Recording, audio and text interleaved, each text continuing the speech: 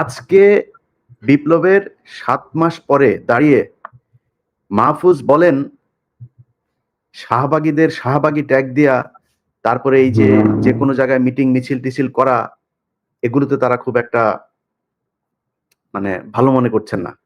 ওনারা এসছেন হচ্ছে এই মবের মাধ্যমে, এসে তারপরে এখন কিছু কিছু জায়গা নিজেদের সুবিধা মতো বাগিয়ে নিয়ে এখন আর ওনারা কোনো বিশৃঙ্খলা চান না। এখন যেখানে যে জায়গায় আছেন সেই জায়গায় থেকে তারপরে ওনারা চান এটা চলুক এইভাবে, এটাই ওনারা চান। না তাই তো হয় ইলিয়াস, এটাই কিন্তু হওয়ার কথা। কারণটা হচ্ছে কি যে মানে যারা স্টেবল হয়ে গেছে, পার্ট অফ পাওয়ার, ক্ষমতার যারা অংশ, তারা তো চাইবেই যে সবকিছু যেন শান্ত থাকে, আমার ক্ষমতাটা যেন নিরুপদ্রব থাকে, এটা তো তারা চাইবেই। কিন্তু এই শান্তটা থাকবে কয়দিন? এই মাহফুজ, আমি বললাম তো থাকবে না, এই মাহফুজ, এই আসিফ, এই নাহিদ, এই হাসনাত, এই সার্জিস রাস্তার টোকায়ের কাছেও মার খাবে, কেউ ঠেকাইতে আসবে না।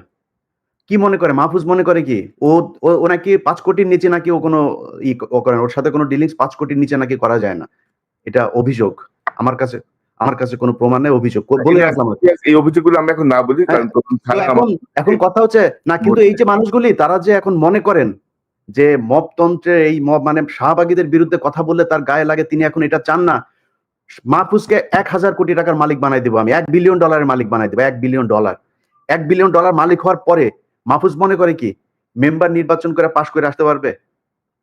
মাহফুজ যাক তো, ওরা স্থানীয় নির্বাচন করতে চাইছে কেন? ওরা আগে ওই করতে চায়, ওই যে টুর্নামেন্টের আগে, বড় টুর্নামেন্টের আগে কিছু ম্যাচ হয় না, ওইটা খেলে ওরা মনে হয় মেম্বারই নির্বাচন, ধরেন আসিফকে এই হাতি মার্কায় অমুক ইউনিয়ন পরিষদের মেম্বার নির্বাচনে ভোট দিন, এভাবে মনে হয় ওরা মেম্বার হিসাবে আগে দেখে আসতে চাচ্ছিল মাঠটা কি অবস্থা, তারপরে জাতীয় নির্বাচন। জামানত নিয়ে আসতে পারবা না বিএনপি এবং জামাতের কাছ থেকে। অতএব এত লাফানোর কিছু নাই যে আপনি এসছেন মবতন্ত্রের মাধ্যমে, আপনি এখন এসে সবকিছু আইন কানুন ভাবে তারপরে দেখেন। আইন, এই যে বিচারকগুলোকে আপনি সরাইলেন, কোন আইন দিয়ে সরাইছিলেন? উপদেষ্টা বানাইছিলেন, বাংলাদেশের সংবিধানে ছিল, আপনি বসাইলেন কেন? আপনারা যেভাবে উপদেষ্টা হয়েছেন এটা কোনো আইনে ছিল? এখন বিডিআর এর মামলার সময় আপনি আইন দেখান, এখন উদিচির মামলার সময় আপনি আইন দেখান, 21শে আগস্টের মামলার সময় আপনি আইন দেখান, ওই ফেনীতে যেই বনোজ কুমার আর ব্যারিস্টার সুমনরা যেটা করে গেছে সেই 16 জন মানুষ এখন পর্যন্ত তারা কেন কন্ডেম সেলে আছে?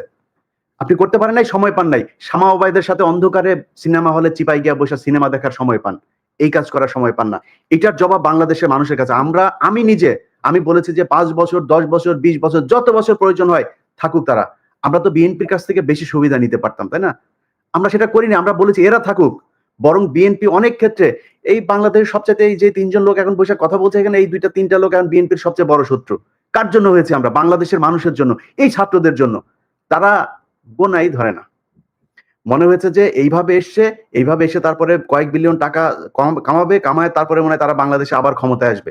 এত সহজ?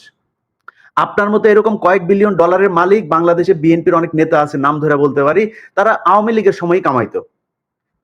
আপনি কি মনে করেন নাকি আজকে এই বিতর্কে আর গেলাম না, তারা কামাইতে পারতো, কিন্তু তারা কিন্তু আপনি বাংলাদেশে রাজনীতি করতে পারবেন, আপনার চাইতে বহু টাকাওয়ালা লোক বসে আছে বাংলাদেশে। একটা জিনিস, সরি ইলিয়াস, আমি ইন্টারাপ্ট করার জন্য, যে জিনিসটা আমি আমার সকালবেলা দেখে খুবই মেজাজ খারাপ হয়েছে।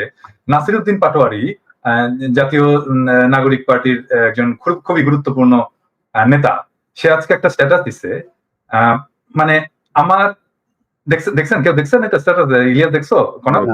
আমি খেয়াল করিনি। সেই স্ট্যাটাসে সে বলতেছে জিয়াউর রহমান লুটেরা। মানে কি ধৃষ্টতা! মানে এই ছেলের তো রাজনীতি করার কোনো অধিকারই নাই, রাইটই নাই, কোনো রাজনীতি করার বিন্দু মাত্র তার পলিটিক্যাল ট্রেনিং নাই। মানে সে জিয়াউর রহমান ক্যারেক্টারকেও বোঝেনি, জিয়াউর রহমানের রাজনীতিকেও বোঝেনি, জিয়াউর রহমানের কন্ট্রিবিউশনকেও বোঝেনি, এবং জিয়াউর রহমান বাংলাদেশের জন্য কি সেটাও বোঝেনি। সে বলে দিল লুটেরা। এত বড় ধৃষ্টতা! আশ্চর্য ব্যাপার। মানে একটা রাজনীতিতে, মানে আমি বলবো যে এই সময়টা, এই যে ওয়াকারের এই ইস্যুটা নিয়ে একটা কিন্তু মোরাললেস জাতীয় ঐক্যের একটা অবস্থা সৃষ্টি হয়েছে। কারণ তারপরে বিএনপির মিডিয়া সেলের পোস্টগুলো দেখেন, পোস্টগুলো আমরা যদি দেখি তাহলে দেখবো সে সালাউদ্দিন সাহেবের 5ই ফেব্রুয়ারির একটা মন্তব্য দিচ্ছে যে আমরা আওয়ামী লীগের বিচার চাই, আওয়ামী লীগের বিচারের মাধ্যমে, হ্যাঁ। তারপরে যতগুলো মিডিয়া সেলের পোস্ট সব প্রো পিপল, আমরা যা চাই সেইখানে। আর সেইখানে নাসির পাটোয়ারি যে জিয়াউর রহমানকে লুটেরা বল। আরে বেটা, কি বলবো, 2 দিনের পোলা।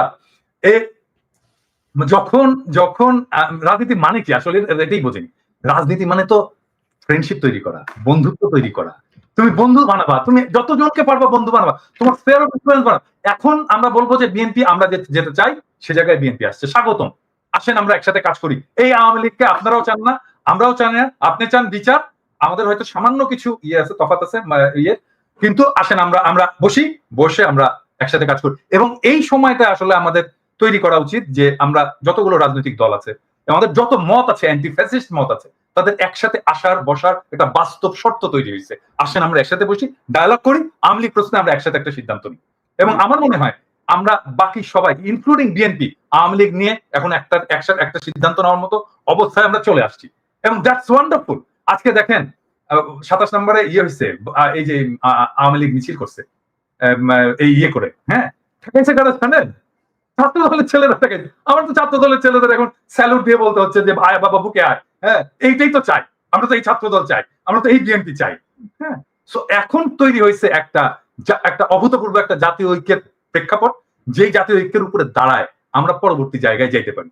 আর নাসিরউদ্দিন পাটোয়ারি এখানে বলে দিল, আমার মনে হয় নাসিরউদ্দিন পাটোয়ারির শুধু, আমি জানি না কি অবস্থা, ওর ক্ষমা চাওয়া উচিত, জাতির কাছে ক্ষমা চাওয়া উচিত জিয়াউর রহমান সম্পর্কে দৃশ্যতাপূর্ণ মন্তব্য করার জন্য। এবং আমি এটা খুবই পার্সোনালি নিছি, ইউ অল নো যে আমি ব্যক্তিগতভাবে, শুধু পলিটিক্যালি না, ব্যক্তিগতভাবেও আমি জিয়াউর রহমান চরিত্রটাকে অ্যাজ পলিটিক্যাল লিডার, বাংলাদেশের একজন আইকন হিসেবে আমি কতটুকু রেসপেক্ট করি। এবং এই জায়গায় আমি জানি না নতুন জেনারেশনের কথা, আমাদের জেনারেশন থেকে কোনোদিন মেনে নেবে না, কোনোদিন না, নেভার এভার। এইটা যদি ছাত্ররা না জানে, নতুন দলের লোকেরা যদি না জানে, তাহলে রাজনীতি না করাই।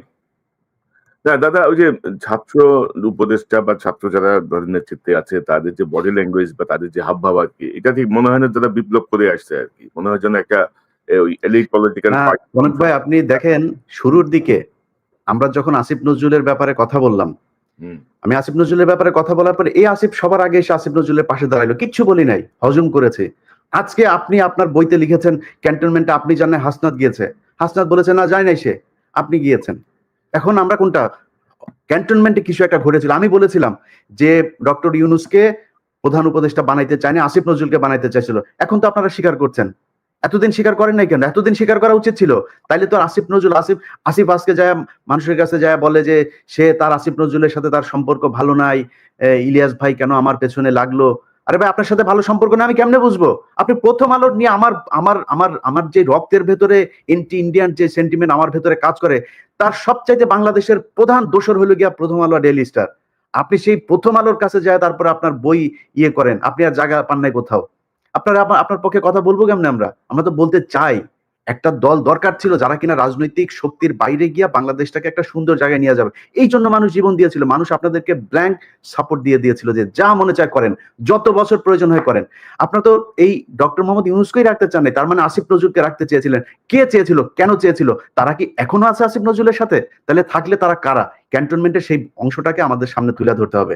ক্যান্টনমেন্টের সেদিন কি হয়েছিল সেটা খুঁজে বার করা খুব জরুরি। ইলিয়াস, আমি আসতেছি একটা বিষয়কে দেখাতে চাই দাদা। ধরেন এই যে নতুন দল গঠন, এই হাসনাতের এই স্ট্যাটাসের পরে আজকে আমি আসিফ মাহমুদের একটা ভিডিও ক্লিপ দেখলাম। আমি ওই ক্লিপটা দেখে একটু আলোচনায় আসতে চাই, এটা ইলিয়াসের বক্তব্যের সঙ্গে প্রাসঙ্গিক। আমি জাস্ট একটু দেখাতে চাই। প্রধানের দিক থেকে মূল ভেটোটা ছিল যে ডক্টর মোহাম্মদ ইউনূস কেন, why not any other person. Doctor Mohammad ইউনূসের নামে মামলা আছে, তিনি একজন কনভিক্টেড পারসন। একজন কনভিক্টেড পারসন আসলে কিভাবে একটা দেশের প্রধান উপদেষ্টা হতে পারে? আওয়ামী লীগ একটা লোককে একেবারেই দেখতে পাচ্ছে না, এবং বাংলাদেশে তো আলটিমেটলি 30-40% পিপল আওয়ামী লীগকে সাপোর্ট করে। এই 30-40% পিপলের মতামতের বিরুদ্ধে গিয়ে একটা লোককে প্রধান উপদেষ্টা করা উচিত? সেনাপ্রধান লাস্ট আমাদেরকে বলেছিল যে আমি বুকে পাথর চাপা দিয়ে এই সিদ্ধান্তটা মেনে নিচ্ছি। তো এই যে বক্তব্যটা না, মানে এখন কিন্তু ধারাবাহিকভাবে এগুলো আসছে, কিন্তু আসিফ মাহমুদ যখন এতদিন এগুলো বলে নাই, এবং আমরা জানতাম যে জেনারেল ওয়াকার ইউনূস সাহেবকে চাই নাই, জেনারেল ওয়াকার চাইছিল ইউনূস সাহেব কনভিক্টেড, জেনারেল ওয়াকারের পছন্দ সম্ভবত আসিফ নজরুল বা অন্য কেউ ছিল। তো এই মুহূর্তে ধরেন হাসনাতের স্ট্যাটাস, এই আসিফ মাহমুদের এই বক্তব্য বা সবকিছু মিলিয়ে নতুন যে রাজনৈতিক মেরুকরণ বা সমীকরণ কি হতে যাচ্ছে আপনি কি মনে করেন? বা পরিস্থিতি যা দেখছি ওয়াকার সাহেবকে হয়তো সরে যেতে হবে এমন একটা পরিস্থিতি, কিন্তু তো পিনাকিদা আপনি কি মনে করতেছেন? না, আমি সব একসাথে আসতেছে কিন্তু। না, আমি এইখানে এখন আমি আসলে একটু কনক্লুসিভ জায়গায় যেতে চাই যে এখন আসলে কি করা উচিত। মানে আমাকে অনেকে বলে যে দাদা কোন দিকে যাচ্ছে দেশ, কি হবে না হবে। আমি বলি যে দেখেন দেশের অবস্থা এমন ভোলাটাইল, প্রত্যেক মুহূর্তে প্রত্যেক দিন চেঞ্জ হচ্ছে। বলবো এখানে কিছু প্রেডিক্ট করা যায় না, এখানে আপনাকে নেভিগেট করতে হবে। এখানে প্রেডিক্ট করতে পারবেন না, নেভিগেট করতে হবে। সো নেভিগেট কে করবে? নেভিগেট করার যারা অ্যাক্টর আছে তারাই নেভিগেট করবে। রাজনৈতিক দলগুলো করবে, সোশ্যাল ইনফ্লুয়েন্সাররা করবে, রাজনীতির অ্যাক্টিভিস্টরা করবে, সরকার করবে, এই ব্যুরোক্রেসি করবে, এরা মিলে সবাই নেভিগেট করবে। সো এই নেভিগেশনে আসলে কে জিতবে এই এই ইয়েতে? এই প্রশ্নটা চলে আসে যে এইটাতে কি আর্মি জিতবে, এটাতে কি ব্যুরোক্রেসি জিতবে, এটাতে কি ইন্ডিয়া জিতবে? এখানে উত্তর ভেরি সিম্পল। এখানে জনতা যার পক্ষে থাকবে, যাদের পক্ষে থাকবে তারাই জিতবে। হ্যাঁ, আর জনতা তাদেরই পক্ষে থাকবে যারা ন্যায় এবং ইনসাফের পক্ষে থাকবে। তাহলে এখানে প্রশ্নটা হচ্ছে যে ন্যায় এবং ইনসাফের পক্ষে কারা আছে। আমি এইখানে বিনয়ের সাথে প্রফেসর ইউনূসের এই ম্যানেজমেন্ট স্টাইলটার একটু সমালোচনা করতে চাই। যেমন ধরেন প্রফেসর ইউনূসের তো আর্মি চিফকে ডেকে জিজ্ঞেস করা উচিত ছিল যে আচ্ছা আপনি যে বিক্রম মিশ্রের সাথে দেখা করলেন, আপনি কার পারমিশনে দেখা করলেন ভাই? হ্যাঁ, আপনি আমার পারমিশন নিছিলেন? আমি তো defence minister, de facto defence minister, আপনি তো ডিফেন্স মিনিস্ট্রির পারমিশন নেবেন বিক্রম মিশ্রের সাথে দেখা করার জন্য। আমি জানি না এটা প্রফেসর ইউনূস করছেন কিনা, আমার বিশ্বাস এটা উনি করেননি। হ্যাঁ, তারপরে দেখেন ওয়াকার সবার সাথে কথা বলতেছে, বিভিন্ন জনের সাথে কথা বলতেছে, এই সোসাইটির বিভিন্ন লোকের সাথে কথা বলতেছে, অমুক অমুক অমুক অমুক তার সাথে কথা বলতেছে। ইভেন ধরেন হাসনাতের সাথেই বা কথা বলতেছে, কোন ক্যাপাসিটিতে কথা বলতেছে? হাসনাত একজন পলিটিক্যাল লিডার, তাই না? মানে আর্মি চিফের বাসায় যে হাসনাত এরকম পলিটিক্যাল লিডাররা কথা বলবে, এটা বলতে দেবো আমরা? মানে এইটা প্রফেসর ইউনূসের পারমিশন দিচ্ছে তো? প্রফেসর ইউনূসের কিভাবে ম্যানেজ করছেন? আমার ইয়ে হচ্ছে যে প্রফেসর ইউনূসকে ওনাকে ডাকতে হবে, ডেকে বলতে হবে যে আপনি যে এগুলো করছেন আপনি তো পারমিশন নেবেন না। এখন হইতে পারে প্রফেসর ইউনূস আর্মির সাথে সরাসরি ডিল করতে চান না, তো ফাইন, ওনার একজন বিশেষ সহকারী আছেন, একজন জেনারেল আছেন, উনি করুক, এটা ওনাকে দায়িত্ব দিয়ে দিন। কিন্তু আমরা তো এইভাবে ছেড়ে দিতে পারি না, আর্মিকে তো ফ্রি হ্যান্ড দিতে পারি না যে পলিটিক্সে সে একটা রোল রাখবে। নো ওয়ে, এটা আর্মির কাজ না।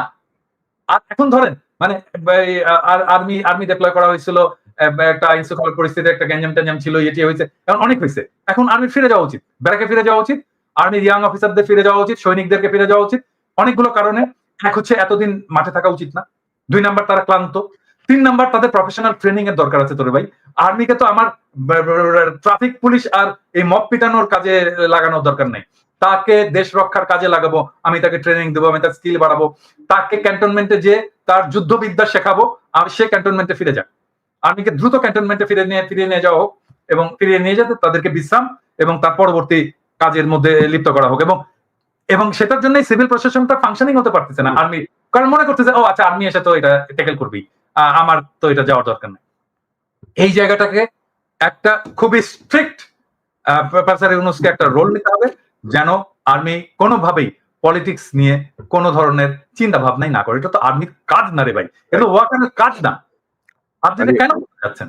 মানে কোন নির্বাচন ইনক্লুসিভ ভাবে কোনটা হবে না, এটা তো সেনাবাহিনীর প্রধানের চিন্তা করার বিষয় না, এটা রাজনৈতিক সরকার বা সরকারের যারা আছে তারা দেখবে। আর আপনি যেটি বলছেন দাদা, ম্যাজিস্ট্রেসি পাওয়া নিয়ে মাঠে থেকেও তো খুব বেশি আমরা সুফল কিন্তু পাইনি, মানে কোনো বিষয় নিয়ে আমরা খুব বেশি যে সুফল পেয়েছি তা কিন্তু না। এবং জেনারেল ওয়াকারের এই বক্তব্যটা বা আমি একটু রেসপেক্টফুলি কনক তোমার কথার সাথে একটু ডিসএগ্রি করতে চাই, কারণটা হচ্ছে কি আমার কাছে তো ডেটা আছে, মানে একদম ভেরি সলিড ওই ক্রাইমের ডেটা আছে, এবং ক্রাইম আসলেই কমেছে। আমি যদি জানুয়ারি 2024 থেকে আমি যদি এই বিপ্লব পূর্ব ডেটাগুলো দেখি, তার সাথে যদি বিপ্লব পরবর্তী ডেটাগুলো দেখি, সিগনিফিকেন্টলি ক্রাইম কমেছে, অপরাধ কমেছে। না দাদা, আমি যেটা বলতে চাচ্ছি, বোঝাতে চাচ্ছি সেটি হচ্ছে যে মানে আমাদের যে প্রত্যাশা, মানে আমাদের কাছে আমরা যখন আর্মি নিয়ে কথা বলি, আর্মির কাছে কিন্তু আমাদের প্রত্যাশা অনেক বেশি। এবং আপনি যদি দেখেন যে ফুল ম্যাজিস্ট্রেসি পাওয়ার নিয়ে আর্মি থাকার পরে পুলিশ নাই, ভরসা জায়গা ছিল একটাই যে আর্মি কন্ট্রোল করবে, কিন্তু সেই জায়গাটায় এটা নিয়ে আপনি কথা বলেছেন বা আমরাও কথা বলেছি, বিভিন্ন জায়গায় যে আওয়ামী লীগের যেসব অফিসার গুলো বসানো কমান্ডে, তারা বলছে সব চুপচাপ বসে থাকো, মানে এরকম মতো এসছে, তো যেটা আমাদের আর্মিকে ক্ষতিগ্রস্ত করছে। ওইটাই আমি বলতে চাচ্ছি আর কি, যে ফুল ফ্লেজের কাজ হয় নাই। আপনি বারবার বলেছেন জেনারেল ওয়াকারকে কাকে কাকে সরাতে হবে, কি কি করতে হবে, আমরা বলেছি, মানে কেউ কিন্তু কোনো রেদওয়ান যে ওই যে গুলি করলো, যে বিজেপিতে পোস্টেড ছিল, গুলি করলো সরাসরি সাবমেশিন গান দিয়ে, হ্যাঁ, সেটাকে আমি ধরিয়ে দিছি। এটাই মানে দাদা, কোথাও কিন্তু কোনো শুনতেছে না, যেমন ওয়াকার সাহেব শুনতেছে না, ধরেন ইউনূস স্যার ওনার মন্ত্রিসভা নিয়ে আমরা এত কথা বলতেছি, সেই ঘুরে ফিরে কিন্তু সেই ট্র্যাশ গুলাই বসে আছে, কিন্তু চেঞ্জ হচ্ছে না কিন্তু। তো এগুলো আলটিমেটলি ডক্টর ইউনূসকে একটা পর্যায়ে যে মেলাইন করবে, একটা পর্যায়ে ক্ষতিগ্রস্ত করবে। এখনো হয়তো উনি বুঝতে পারছেন না, বাট অলরেডি তার প্রসঙ্গে অনেক কথা আসছে যে উনি কেন এদেরকে নিয়ে রাখছেন, বসায় রাখছেন এই লাইবিলিটিস গুলো। তো কথা কিন্তু কেউ শুনতেছে না, আমিও শুনতেছে না, সরকারও শুনতেছে না, এই হচ্ছে গিয়ে আমাদের অবস্থা। তো এখন আপনার কি মনে হচ্ছে এই যে ধরেন হাসনাতের এই বক্তব্য বা আসিফের এই বক্তব্য সবকিছু মিলিয়ে কোনো পরিকল্পিত কোনো কিছু কি আপনার কাছে মনে হয় দাদা? মানে কেউ পরিকল্পনা করে এই ঘটনাগুলো ঘটাচ্ছে কিনা, মানে পরিকল্পনা করে একটার পর একটা ঘটনা এসে ধরেন জিনিসটাকে অন্য অন্য কোনো শেপে যাবে কিনা? ওই ওই যে আমি যে বললাম যে প্রেডিক্ট করা মুশকিল, কারণ এখানে অনেকগুলো ইন্টারেস্ট গ্রুপ তো কাজ করছে। মানে এখানে ইন্ডিয়া কাজ করছে, এখানে কাজ করছে, এইখানে মিলিটারি ব্যুরোক্রেসি কাজ করছে, এখানে জেনারেল পারপিট্রেটর জেনারেল যারা যারা গণহত্যা গুম খুনের সাথে যুক্ত ছিল তারা এখানে কাজ করছে, এখানে হাসিনা কাজ করছে, হাসিনার দলের লোকেরা কাজ করছে, তার ফান্ড ফাইন্যান্স কাজ করছে।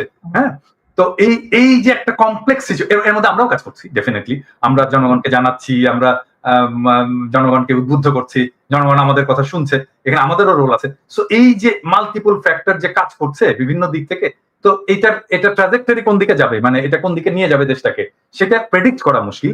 কিন্তু আমি বলবো যে আমি তো প্রেডিক্ট করি না, আমি নেভিগেট করি। আমি এর মধ্যে দিয়ে হাল বেয়ে আমি এক জায়গায় যেতে চাই আর কি, এর মধ্যে দিয়ে ড্রাইভ করে আমি এক জায়গায় যেতে চাই। সো আমি ড্রাইভ করে যাবো যেটা ন্যায় ইনসাফের পক্ষে, এবং আমরা সবাই থাকবো, জনগণকে আহ্বান জানাবো যেটা ন্যায় এবং ইনসাফ সেই জায়গায় থাকবেন। এবং আমাদের, আমি 4টা জিনিস বলছিলাম, কোনো মনে আছে কিনা, আমি আবার বলি সবাইকে, আমি 4টা জিনিস নিয়ে আমি কাজ করি এবং আমি চাই এটা আমাদের জাতীয় ঐক্যের ভিত্তি হওয়া উচিত। নাম্বার 1, বাংলাদেশে আওয়ামী ফ্যাসিবাদ জীবনে ফিরবে না, আমরা ফিরতে দেবো না। নাম্বার 2, বাংলাদেশে ভারতীয় আধিপত্যবাদ ফিরবে না, আমরা তাকে ফিরতে দেবো না।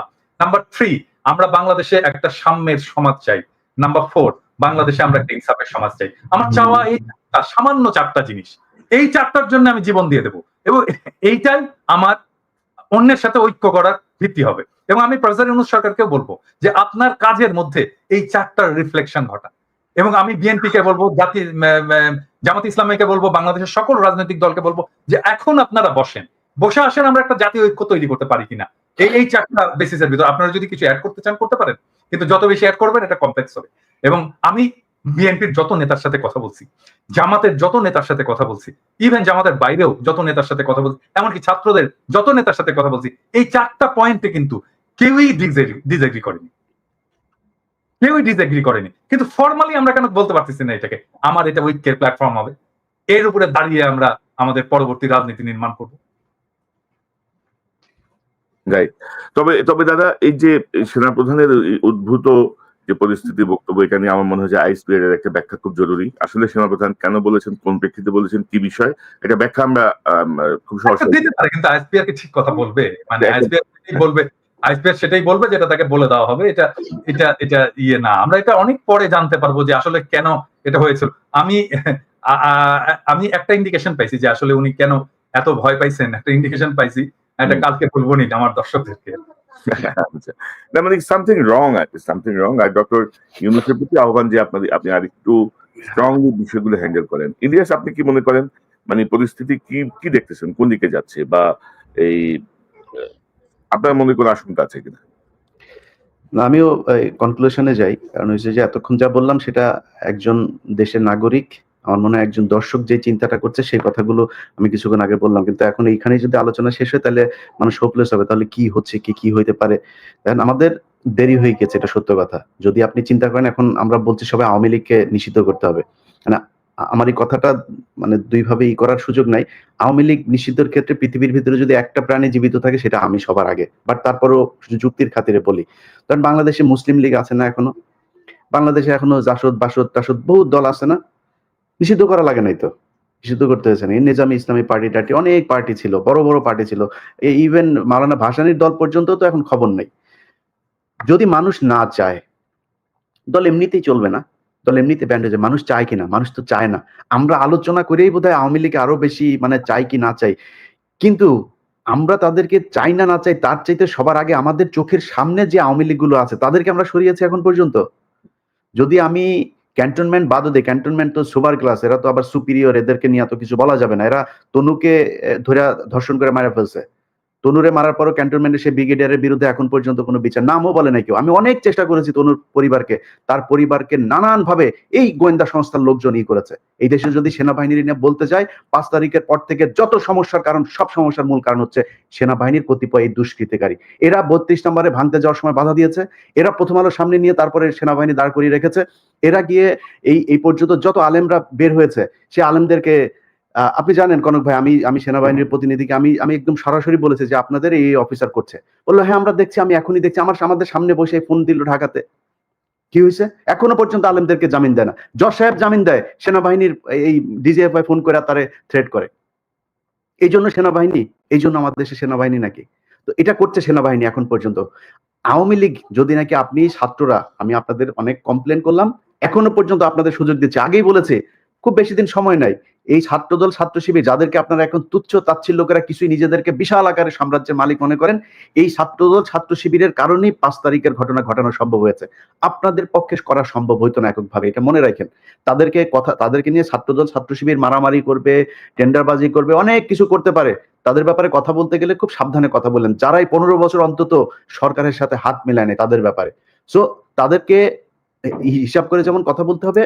আর আপনারা যারা কিনা এখন পর্যন্ত আওয়ামী লীগের যে লোকজনগুলো আছে, যারা মনে করেন যে আপনারা কয়দিন পরে টাকা পয়সা নিয়ে তারপরে খুব ভালো অবস্থানে থাকবেন, সেই ছাত্রদেরকে বলতে চাই, যদি নাকি আসলে এই দেশে থাকতে চান, আমি আবারও রিপিট করি, দেশে যদি থাকতে চান, পরিস্থিতি যা হয়েছে আপনি দেশেই থাকতে পারবেন না। আসিফ নজরুল অলরেডি তার বউ বাচ্চা আমেরিকায় পাঠিয়ে দিয়েছে, সে টাকা পয়সা যা পাঠাচ্ছে একদম দায়িত্ব নিয়ে বলছি, আপনাদেরকে গ্যারান্টি দিয়ে দিলাম, আসিফ নজরুল আমেরিকাতে প্রপার্টি কিনেছে, প্রপার্টি কার মাধ্যমে কিনেছে সেটাও জানি।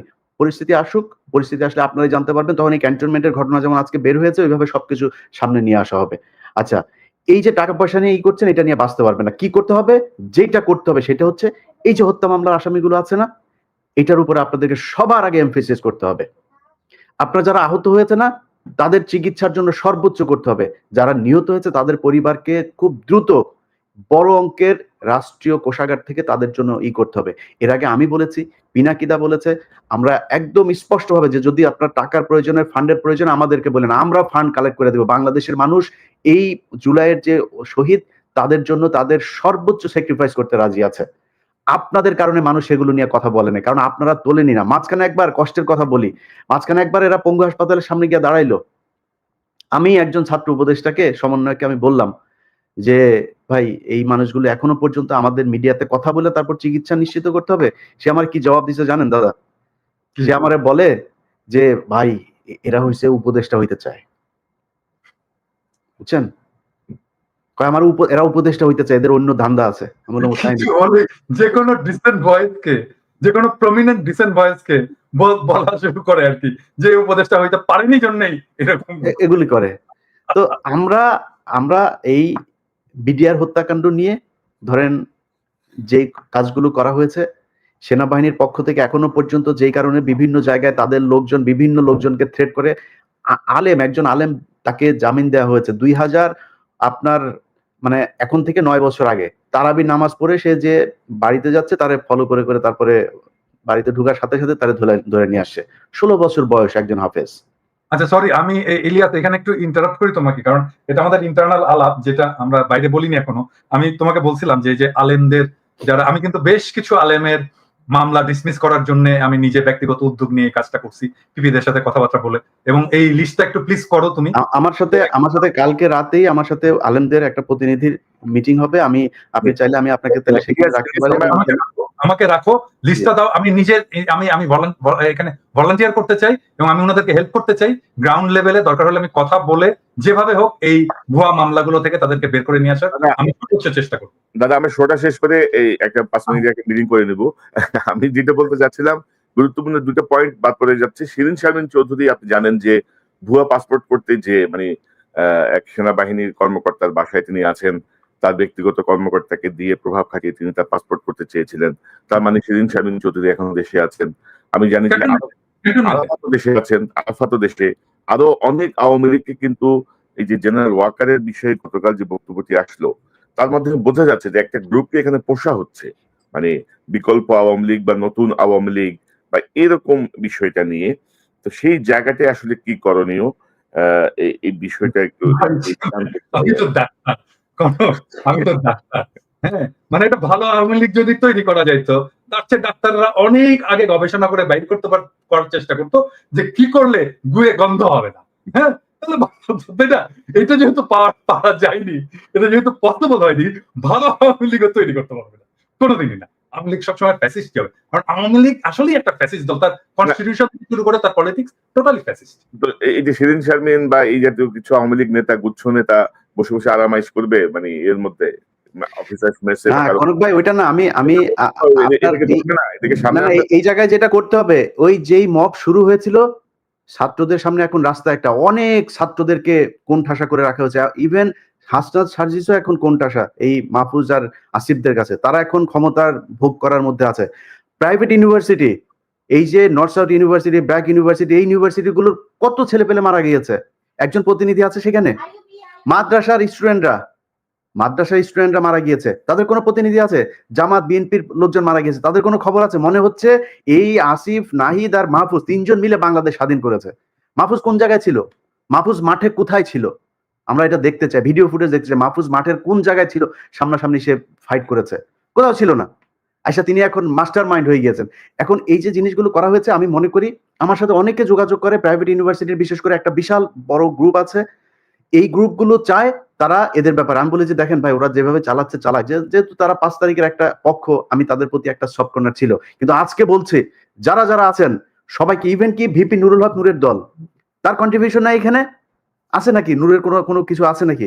আমি বলি ভাই, আমি আমার কথা বলি, আপনার কথা বলি, বলেন কষ্টের কথা আজকে বলি। আজকে যেহেতু আলোচনা এসছে নতুন করে, আমার নামে মামলা আছে, এই মামলাগুলো সরানো উচিত না? এমন কোন উপদেষ্টা কেউ ফোন করেছে আমাকে এখন পর্যন্ত যে ভাই কি হয়েছে, কোথায় আছে আপনার মামলা?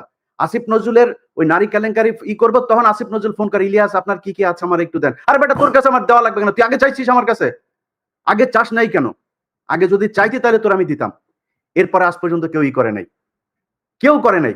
আমরা এটার কোনো পক্ষ না, আমাদের কাছে জিজ্ঞেস করার প্রয়োজন নেই। আমাদের কোনোদিন একটা ফোন করে তো কোনো মন্ত্রণালয় থেকে ফোন করে বলে নাই যে ভাই আপনারা, আপনাদের প্রতি কৃতজ্ঞতা, বেটা চেয়ারটা তো পাইছিস আর বসে গেছিস। চেয়ার কি এমনি এমনি হয়েছে নাকি? এই বাংলাদেশে আজকে যে মানুষের যে ভারত বিরোধী যে মনোভাব, এটা ইলিয়াস, পিনাকি, কনক সারা তারা তৈরি করেছে, এই জন্য হয়েছে।